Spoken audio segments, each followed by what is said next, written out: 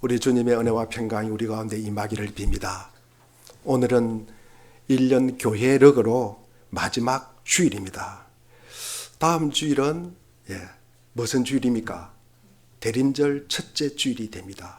대림절 첫째 주일, 둘째, 셋째, 넷째, 그 다음에 그 성탄절이 지나고, 여러분 지금까지 우리를 지키시고 이끌어 주신 주님께 참으로 감사와 영광과 경배와 그리고 찬양을 주님 앞에 올려드립니다. 참으로 많이 애썼습니다. 광야를 지나는 것 같은 시간이었지만 우리를 영원한 중심이신 주님을 바라보며 여기까지 오게 하셨습니다. 빛과 어둠, 희망과 절망, 기쁨과 슬픔이 갈마드는 인생길을 걷는 동안 주님은 언제나 보이지 않는 손길로 우리를 붙들어 주셨습니다. 허방다리 위를 걷는 것처럼 삶이 위태롭다고 느껴질 때마다 떠올리는 시편 9절이 있습니다. 37편 23절과 24절에 보면 우리가 걷는 길이 주님께서 기뻐하시는 길이면 우리의 발걸음을 주님께서 지켜주시고 어쩌다 비틀거려도 주님께서 우리의 손을 잡아주시니 넘어지지 않는다. 늘 주님께서 기뻐하시는 길을 걸었다고 자부할 수는 없지만 어쩌다 비틀거려도 우리 손을 잡아주시는 주님 덕분에 우리가 여기에 있는 것입니다. 교회력의 마지막 주일을 교회 전통은 왕이신 그리스도의 주일이라고 합니다. 우리가 그러한 시간의 마지막을 그리스도의 왕 되심을 고백하는 시간입니다. 구유를 요람 삼아 태어나시고 십자가 위에서 죽음을 맞으신 주님을 우리가 왕으로 모신다는 것은 정말로 놀라운 일입니다. 교회 전통은 예수님의 삼중직을 이렇게 이야기하고 있습니다. 첫째, 예언자, 선지자라고 합니다. 두 번째로는 제사장, 그죠? 제사장. 세 번째로는 왕의 직무, 이렇게 세 가지를 말씀하고 있습니다. 먼저 하나님의 눈으로 역사를 주석하는 존재인 예언자는 우리가 죄에 대한 무지로부터 해방되고 구원받을 필요가 있기 때문에 반드시 예언자, 선지자가 필요합니다. 에베소서 4장 17절과 18절을 우리 같이 한번 읽어보겠습니다. 시작. 그러므로 나는 주님 안에서 간곡히 권고합니다. 이제부터 여러분은 이방 사람들이 허망한 생각으로 살아가는 것과 같이 살아가지 마십시오. 그들은 자기들 속에 있는 무지와 자기들의 마음의 완고함 때문에 지각이 어두워지고 마음의 생명이 떠나 있습니다. 자기들의 무지, 완고함 때문에 하나님의 생명에서 떠나 있다는 말씀입니다. 사도 바울은 죄 가운데 있는 사람들의 이 비참한 상태를 묘사하고 있습니다. 우리가 죄의 무지로부터 해방되기 위해서는 선지자, 예언자가 이신 그리스도가 반드시 필요하다는 것입니다. 선지자는 예언도 할 뿐더러 더하여 우리에게 경고도 하고 때로는 훈계도 하고 때로는 책망도 하시는 분이 예수님이십니다. 두 번째로 우리는 죄책으로부터 해방될 필요가 있습니다. 그래서 제사장이 필요합니다. 죄책으로 인해서 우리는 우리를 대신해서 하나님 앞에 나아갈 누군가가 필요합니다. 제사장은 하나님 앞에서 우리를 대표하는 존재입니다. 반면에 선지자는 우리에게 하나님을 대표하는 존재입니다. 그래서 선지자는 하나님의 메시지를 가지고 사람에게 다가오는 것입니다. 반면에 제사장은 사람을 대신해서 하나님께 나아갑니다. 제사장은 무너져버린 하나님과 인간의 관계를 다리 놓는 사람입니다. 손상된 관계를 하나님께 희생제물로 바치는 가운데 다시 일으켜 세우는 사람이 제사장입니다. 에베소서 2장 14절에 보니 그리스도는 우리의 평화이십니다.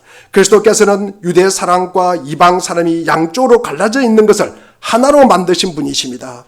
그분은 유대 사람과 이방 사람 사이를 가르는 담을 자기 몸으로 허무셔서 원수된 것을 없애시고 라고 말씀하고 있습니다. 제사장의 직무는 화해와 중재입니다. 그런데 그 방법은 자기 몸을 허무는 것입니다. 자기 몸을 십자가에 지는 것입니다. 세 번째로 왕이 필요한 이유는 어둠에서 빛으로 사탄의 권세에서 하나님께로 옮기는 것. 그러니까 그리스도의 권능과 위엄을 가진 왕의 역할을 갖다가 하실 때만 이 일을 할 수가 있다는 말씀입니다. 오직 왕이신 그리스도만이 우리를 자유케 하고 그가 다스리시는 나라로 우리를 옮겨서 그 나라의 백성, 시민이 되게 하신다는 말씀입니다. 왕이신 그리스도란 그리스도가 우리를 다스린다는 의미보다는 주님이 우리 삶의 중심이심을 꼭 반드시 기억하라는 말씀입니다. 지금 그리스도는 우리의 삶의 중심이십니까? 여러분의 삶에 그리스도가 중심이 되어 있습니까? 우리는 그리스도라는 표대를 향해 나아가는 순례자로 살고 있습니까? 혼잡한 일상에서 허덕이느라 마땅히 가야 할 목표를 잃어버리고 있는지는 않는지, 예수님을 우리가 믿는다는 말과 예수님을 따른다는 말은 동전의 양면입니다. 우리가 진실로 예수를 우리 삶의 중심이라고 고백한다면 우리도 예수적 삶을 반드시 살아야 합니다. 오늘 본문에서 우리가 기독론, 우리가 그리스도론을 갖다가 우리가 다루는 이들마다 반드시 인용하는 대목이 오늘 본문입니다. 사람들은 흔히 7절에 나오는 자기를 비워서라는 표현이 있습니다. 그리스도의 자기 비움 혹은 김비의 그리스도야말로 그리스도의 본질입니다. 비우다는 말은 자신의 이름을 내지 않는 거예요. 자신의 명예를 무력하게 하는 것입니다. 자기의 특권을 갖다가 무효화하는 것입니다. 사실 모든 생명의 본질은 자기 비움, 그러니까 자기의 명성이나 자기의 이름이나 자기의 특권을 없게 하는 것입니다. 이게 우리가 비우는 것이다. 요즘 온 길거리에 낙엽이 지천에 깔려 있습니다. 참 청소하시는 분들이 너무 힘들어하는 것 같아요. 나무는 나무 잎을 떠나보냄으로써 겨울을 준비합니다. 여러분, 나무 잎을 갖다가 떠나보내지 않으면 이 나무 잎이 나무에 붙어 있으면 눈이 오고 이 혹독한 겨울을 지낼 수가 없습니다. 붙어 있으면 나무 자체가 죽어버린다는 거죠. 메리 페이가 쓴 어른을 위한 동화라는 책이 있습니다. 이름은 이제는 놓아줄 시간이라는 책이 있습니다. 그 책에 보면은 나이가 많은 나무 이름이 신실이에요. 신실. 이 나이가 많은 나무 이름이 신실인데 잎이 사라질까봐 겁을 내고 있는 어린 나무의 이름을 기쁨이라고 합니다. 이 기쁨이가 내가 가장 좋은 것을 갖다가 이 신실이가 기쁨에게 이야기하는 이야기가 가장 좋은 일을 놓아주는 순간에 일어난다. 그래서 내가 자연과 하나가 되는 순간 나 역시 내가 다 이해하지 못하는 훨씬 큰 계획의 한 부분이라는 걸 깨닫는 순간의 아름다움을 일깨워주는 것이다. 실개천이 모여서 겨울을 이루고요. 개천들이 겨울이 모여가지고 다른 겨울을 만나면 시내를 이룹니다. 이 시내가 모여서 강을 이루고 강이 흘러서 어디로 갑니까? 바다로 흘러갑니다. 작은 것 속에 이미 큰 것이 있는 거예요. 그러니까 큰 것 속에 작은 것이 있는 거예요. 그러니까 둘이 나누어지는 거예요. 하나입니까? 하나라는 말씀입니다. 무려 생명이란 그런 것이 아닐까. 그렇게 큰 세계의 당도에 작은 나, 이 작은 나가 희미해지는 거예요. 이 작은 나가 없어지는 거예요. 이거를 우리는 철학에서 초월이라고 이야기합니다. 자기를 비울 때 생명은 더욱더 커지는 거예요. 자기의 이름, 명성, 특권을 내지 않을 때 생명이 더 풍성하게 된다는 말씀입니다. 성경이 증언하는 하나님도 자기를 비우시는 분이십니다. 온 세상의 만물을 창조하신 하나님, 지존하신 하나님은 인간의 생각이 미치지 못하는 높은 차원에서 우리가 생각할 수 없는 그 초월적인 상황에서 머물러 있는 분이 아니라는 말씀이에요. 당신이 창조하신 세상 현실에 깊이 관여하시는 분이십니다. 시편 시는 이 사실을 깨닫고 깊이 감격합니다. 우리 시편 113편 5절, 6절, 7절을 우리 소리 내어서 같이 한번 읽어보겠습니다. 시작. 주 우리 하나님과 같은 이가 어디 있으라.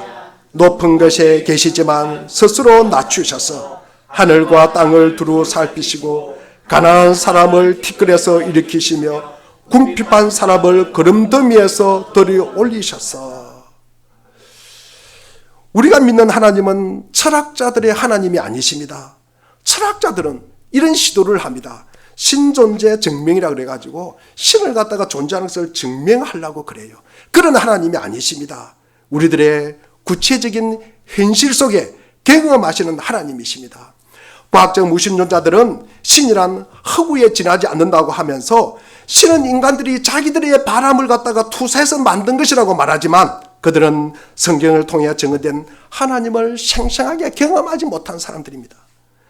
절대자이고 지존자이신 하나님이 하늘과 땅을 두루 살피시고 가난하고 궁핍한 사람들의 살 권리를 회복시켜 주시는 것이야말로 신앙의 신비라고 말할 수가 있습니다.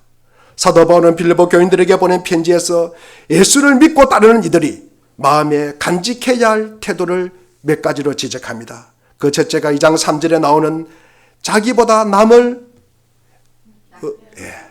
어떻게? 낮게 여기고. 여러분, 낮게 여긴다는 말은 우리 위에 놓여져 있다는 말씀이에요. 우리 위에 놓여져 있다는 말씀입니다. 두 번째로 2장 4절 말씀을 우리 한번 읽어볼까요? 2장 4절입니다. 자, 시작. 또한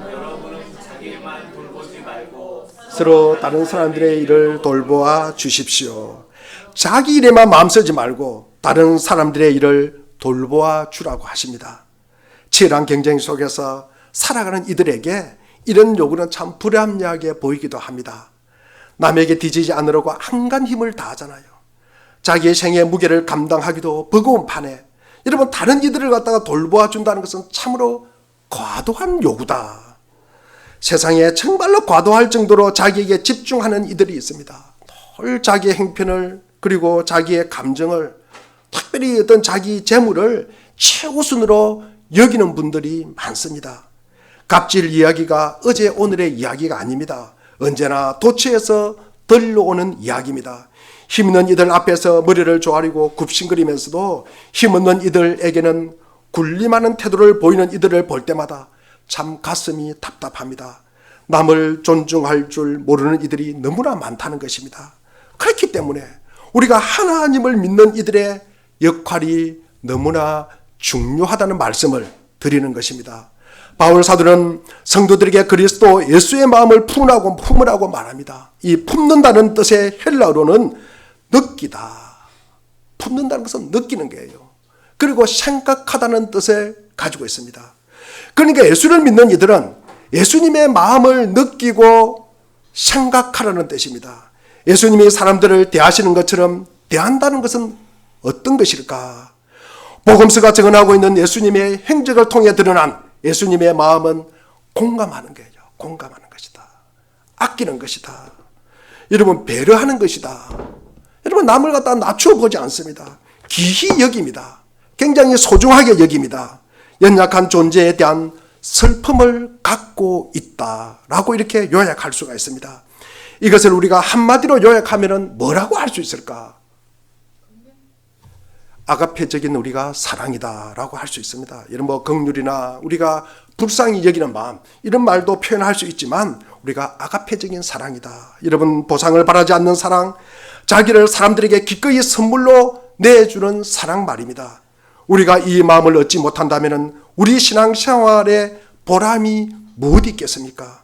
예수님은 근본으로는 하나님과 동등한 분이었지만 그 동등함을 당연하게 여기지 않으시고 자기를 비워서 종의 모습을 취하셨다는 것입니다. 하나님과 종, 극단적인 대조를 이룹니다. 예수님은 하나님과 같은 분이시지만 자신을 이름 없게 만들었다는 거죠. 자기의 특권을 내려놓았다는 것입니다. 자기의 명예를 내려놓았다는 것입니다. 이 말을 갖다가 우리가 번역판에 보면은 자기를 비웠다라고 이제 이렇게 표현을 하고 있습니다. 이 말은 우리가 예수님의 자신의 신성, 그러니까 이 신성을 비우는 것이 아니라 단지 그 신성을 나타내 보이는 데 집착하지 않았다. 그것을 갖다가 증명하고 그것을 나타내 보이는 데 연연하지 않았다는 말씀입니다. 예수님은 하나님과 동등됨을 취할 것으로 여기지 아니하시고 이 말은 무슨 수를 쓰더라도 붙잡아야 하는 것, 무슨 수를 쓰더라도 내가 그 목표를 이루려고 하는 것, 무슨 수를 쓰더라도 내가 붙잡아야 할 상이라고 여기지 않으셨다는 말씀입니다. 킹 제임스 번역본에 보면 이렇게 나와 있습니다.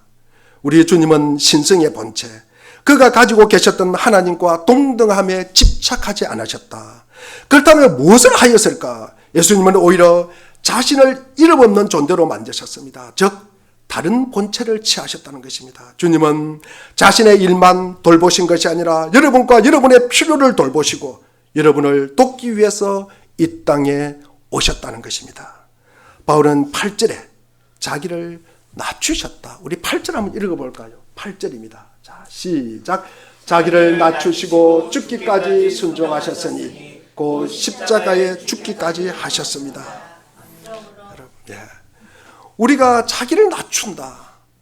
여러분, 하나님의 전능하심 그리고 하나님의 위대하심을 깨달은 자만이 자기를 낮출 수가 있는 거예요. 내가 가만히 생각해 보니까 하나님이랑 내나 비슷하다 이렇게 생각하면 자기를 낮출 수 있겠습니까? 없겠습니까? 절대 낮출 수가 없습니다. 이 하나님을 갖다가 위대하심, 이걸 갖다가 우리가 깊이 우리가 깨달을 때, 이걸 갖다가 우리가 삶 속에서 삶으로 느낄 때 이 고백이, 낮춰진다는 고백이 나올 수가 있는 것입니다. 예수님은 언제나 하나님이셨습니다. 참된 종으로 이 땅에 오시고 그리고 참된 종으로 사셨습니다. 세상의 주인이 세상의 종이 되었다는 말씀입니다. 세상을 다스릴 권리가 있는 분이 순종의 삶을 살았다는 것입니다. 주님은 이와 같이 자신을 낮추셨습니다. 주님은 의도적으로 자신을 제한하였다는 말씀입니다. 지난번에도 제가 소개한 이 왕자와 거지, 마크 트웨인이 쓴 이 왕자와 거지는 둘이 잠시 옷을 갖다가 바꾸어 입은 것에 불과하지만 예수님의 경우에는 존재의 철저한 변화를 경험하셨다는 것입니다. 무엇입니까? 자기를 낮추셨다. 하나님의 뜻을 이루기 위해서 죽기까지 순종하셨다. 남을 살리기 위해서 자신을 버리는 사랑이 곧 십자가의 사랑이다. 히브리서는 그리스도의 구원의 신비를 이렇게 설명하고 있습니다. 히브리서 5장 2절 말씀을 우리 같이 한번 읽어보겠습니다. 시작. 그는 자기도 연약함에 휘말려 있으므로 그릇된 길을 가는 무지한 사람들을 너그러이 대할 수 있었다 라고 말했습니다. 자기의 연약함을 아는 자, 자기의 연약함을 아는 자만이 그릇된 길로 가는 자들, 무지한 사람들을 갖다가 너그럽게 대할 수가 있다는 말씀이에요. 너그럽게 대한다는 말이 무엇입니까? 선대하였다는 말씀이에요. 우리가 헤세드하였다라는 말씀을 전합니다. 자기의 연약함을 모른다. 나는 너무나 똑똑해요. 나는 너무나 여러분 훌륭합니다. 그러면 여러분 이런 사람들은 다른 사람의 실수를 나의 권리라고 생각한다는 거죠. 다른 사람의 실수를 나의 권리라고 생각합니다. 제가 어느 글에서 읽은 책인데 저 마음속에 이 말이 참 와닿았습니다. 자기 자신의 연약함을 모르는 사람들은 다른 사람의 실수를 나의 권리처럼 떠들고 다닌다는 말씀이죠. 그것을 기분 좋아하고 우리가 영혼이 납작해진 사람이라고 합니다. 그들은 다른 이들의 고통과 슬픔에 무감각하고 돈을 매개로 하지 않는 친밀하고 따뜻한 관계를 맺을 줄 모르는 사람들입니다. 시인 정현종 선생은 두터운 삶을 향하여 라는 산문집이 있습니다. 두터운 삶이란 다양한 관계를 맺고 영향을 주고받는 삶, 영혼에 잇대어 오늘을 사는 삶을 의미합니다. 예수님이 우리에게 전해주신 하나님 나라를 가리키는 것이 이런 삶이 아닐까라고 생각을 해봅니다. 세계적인 경영 리더, 그러니까 행동경제학자인 댄 히스의 야심작 업스트림이라는 책이 있습니다. 여러분, 업스트림. 상황이 발생하기 전에 예측 지점을 찾아가서 단호하게 대처하는 행동 전략을 업스트림이라고 합니다. 이걸 우리 한글로 번역하면 뭐라고 합니까? 업스트림, 상류라고 이야기합니다. 이 저자가 친구들과 함께 강 하류에서 이렇게 물놀이를 하고 있었습니다. 그런데 어린 애들이 물에 떠내려오는 거예요. 그래서 이 사람들이 건집니다. 애를 건지고 살리고 했는데 계속 그 물에 떠내려오는 애들이 있었어요. 그래서 이 사람이 생각하기를 이 애를 갖다가 물에 던지는 사람을 내가 그 놈을 잡아가지고 제거해야 되겠다. 놈을 갖다가 처단해야 되겠다. 그 놈을 갖다가 차단해야 되겠다. 이런 생각을 했다는 거죠. 여러분, 문제의 진짜 원인은 상류에서 제거하라. 그러니까 문제 발생 지점에서 좀 더 앞으로 나아가서 그 문제를 차단하라. 여러분, 이것도 하나의 좋은 경영 전략일 수 있습니다. 그러나 이런 게 성경적인 방법일까는 우리는 생각해 봐야 합니다. 성경은 하루로 밑으로 낮아져라고 말합니다. 고은 시인은 하루가 위대하다라는 시를 씁니다. 왜 상류가 아니고 하루일까? 하루는 상류에 비해서 탁할 수밖에 없습니다. 이런저런 지층과 합류하면서 온갖 잡다한 것을 받아들이기 때문입니다. 받아들이기만 하면 더러워지지만 바다를 향해서 끝없이 흐르기 때문에 더럽지 않다는 말씀입니다. 예수님은 세상에 온갖 더러운 것, 추한 것을 다 가슴에 받아 안으셨습니다. 어쩌면 커진다는 것은 자기를 낮추는 것이라고 할 수가 있습니다. 가장 낯선 곳에 서 있었기 때문에 가능한 일입니다. 스스로 깨끗하다고 여기는 종교인들은 예수님을 비방합니다. 자기가 깨끗하다고 생각하기 때문에. 이게 기독교와 유대교가 갈리는 기름길이 됩니다. 바울 사도는 주님이 모든 사람의 종이 되어 섬기는 삶을 간략하게 소개한 후에 하나님께서 그를 지극히 높이셨다고 말하고 있습니다. 세계에서 가장 높은 산이 어디입니까? 네, 에베레스트 산. 한 몇 미터 정도 됩니까? 8,800m 정도 된대요. 네.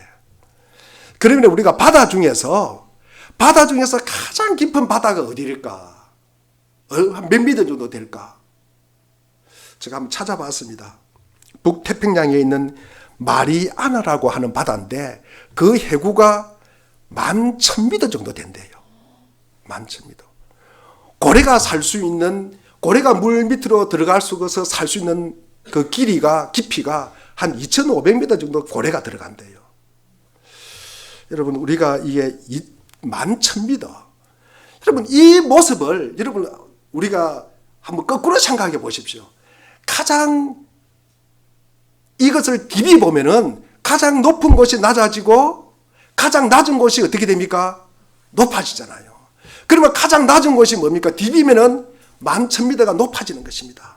여러분, 바다는 가장 낮은 자리에 있지만 모든 만물의 어머니가 되는 것입니다. 주님은 가장 낮게 처하셨는데도 불구하고 인간에 도달할 수 있는 가장 숭고한 높이를 드러냅니다. 그리스도가 우리의 왕인 것은 우리 위에 군림하기 때문이 아니라 모든 존재의 바탕이 되었다는 것이에요. 가장 낮은 곳이기 때문에 모든 것을 품을 수가 있다는 것입니다.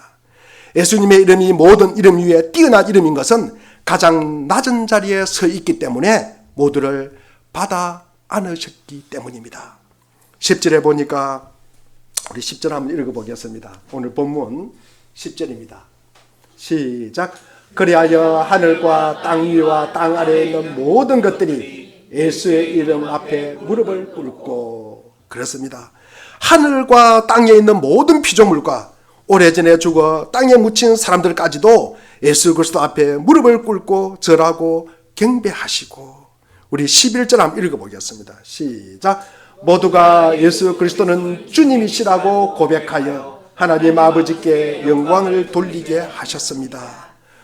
그분이 만물의 주이심을 찬양하며 하나님 아버지께 큰 영광을 돌리게 하셨다. 우리는 이런 주님을 따르는 사람들입니다. 주님께서 당신을 따르는 이들에게 요구하신 것이 있습니다. 자기 부인입니다. 자아가 시퍼렇게 살아있는 사람은 낮은 곳을 좋아하지 않습니다. 자아가 살아있으면 높은 곳을 올라가기를 좋아합니다. 역사상 위대한 영혼은 모두 자기 부정의 과정을 다 거친 사람들입니다. 평안북도 정주에 유기그릇 장사를 하던 남강 이승훈 성신이라는 분이 계십니다. 1907년에 평양 모란봉에서 열린 도산 안창호 성생의 연설을 들은 후에 삶이 바뀐 분이십니다. 도산은 그때 어려움에 빠진 조국을 지키려면 나쁜 벌서를 버리고 새 힘을 길러야 한다면서 국민이 일체가 되어서 새 사람이 되어야 한다고 눈물로 호소합니다. 그 연설에 크게 감복한 난강은 돌아가서 머리를 깎고 술과 담배를 끊기로 결심을 합니다. 그리고 도산을 도와서 신민의 운동에 뛰어듭니다. 그리고 인재 양성을 위해서 오산학교를 세웁니다. 그는 설립자이자 교장이었고 심부름하는 사환이자 목수였고 화장실을 청소하는 청소부이자 학생이었습니다. 1910년 어느 날 그는 신민의 동지를 만나려고 산정현교회에 갔다가 거기서 한석진 목사가 전한 십자가의 고난 이야기를 듣고 신자가 되기로 작정을 합니다. 그때 나이 46세입니다. 유교적 학식을 흠모하던 그가 개종을 하기란 쉬운 일이 아닙니다. 하지만 그는 불태전의 용기로 신앙적 삶을 살았습니다. 105인 사건으로 옥고를 치르고 3.1운동 때도 민족 대표의 일인이 되어 고난을 당했습니다. 그가 재판정에서 한 최후의 진술을 보면은 하나님을 믿는 사람의 의기가 무엇인지를 보여주고 있습니다. 나는 하나님을 믿는 사람이다. 하나님이 인류를 내리실 때 각각의 자유를 주었는데 우리는 그 존귀한 자유를 남에게 빼앗겼다. 남에게 자유를 빼앗긴 지 10년 동안 심한 고통과 굴욕이 우리를 죽음의 골짜기로 이끌었다. 일본이 오랜 옛날 한국으로부터 입은 은혜를 원수로 갚되 이렇게 심할 수가 있느냐. 우리는 최후의 일인 최후의 일가까지 적의 칼 아래 쓰러질지언정 부자유, 불평등 속에서 남에게 끌리는 짐승이 되기를 원치 않는다. 우리의 이번 일은 제 자유를 지키면서 남의 자유를 존중하다는 것이 하늘의 뜻임을 받드는 일이다. 그는 또 1922년 7월 21일에 3.1운동 민족 대표자로서 맨 마지막으로 추록할 때까지 3년 4개월 동안 옥중에 머물면서 구약을 23번, 신작을 100번 이상 읽었습니다. 하나님의 뜻대로 살기로 그 삶을 결단한 것입니다. 3.1운동의 좌절을 겪으면서 당시 교회는 하나님 나라의 현재적 측면을 도외시하고 도피적이고 내세적인 신앙으로 급격히 기울고 있었습니다. 지식인들 가운데는 사회주의에 빠지는 이들도 많이 있었습니다. 그러나 난강 이성훈 선생은 지금 여기에서 하나님 나라를 경험해야 한다고 일관되게 가르쳤습니다. 그는 가장 낮은 자리에서 섬겼기에 믿음의 사람들의 본보기가 될 수가 있었습니다. 예수님은 하나님이시면서 태어나면서 구유에 누이시고 침뱉음을 당하셨으며 십자가에 못 박혀 죽으시고 묻혔습니다. 주님께서 이 모든 일을 하신 이유는 그것이 여러분이나 제가 구원을 받을 수 있는 유일한 길이기 때문입니다. 우리의 죄를 용서받는 유일한 길은 주님이 우리 죄의 형벌을 지시는 것입니다. 여러분과 내가 신성한 성품에 참여하는 자가 되는 유일한 길은 주님이 사람의 본성을 취하시는 것입니다. 우리 주님이 그렇게 하셨기 때문에 주님은 우리에게 이 새로운 성품을 주실 수 있고 우리를 하늘나라와 영광을 위해 준비시킬 수가 있었습니다. 낮고 비열하며 하나님을 향해 반역한 죄인들을 하나님의 자녀로 삼으시기 위해서 육신을 입고 세상에 오셨다는 것은 가장 놀랍고 신비로운 일입니다. 사랑하는 물된 동산교회 교우 여러분, 계속해서 주님을 바라보시기를 바랍니다. 그분을 깊이 생각하고 살펴보기를 계속하시기를 바랍니다. 주님은 모든 일의 중심이십니다. 나의 중심이고 이 세상의 중심이십니다. 영생은 곧 유일하신 참 하나님과 그가 보내신 자 예수 그리스도를 아는 것입니다. 우리는 비로소 이 내혹한 세상에서 그리스도 예수의 마음을 품고 살 때 하나님 나라라는 이 따스한 소식을 이웃에게 전할 수가 있는 것입니다. 나보다 남을 높게 여기고 다른 이들의 일을 돌보아 주려는 마음을 품을 때 우리는 예수님의 지체라고 말할 수가 있습니다. 비록 더디더라도 꾸준히 우리의 삶의 지향을 발휘할 때 그 기쁨과 자유가 우리에게 스며드는 것입니다. 그리스도를 왕으로 모신다는 것은 왕의 권세를 믿고 함부로 산다는 것이 아니라 가장 낮은 자리에서 섬기는 일임을 우리는 잊지 말아야 합니다. 주님의 은총이 우리를 그리스도라는 중심을 향해 늘 항상 인도해 주시기를 간절히 기원합니다. 기도하겠습니다. 하나님 아버지,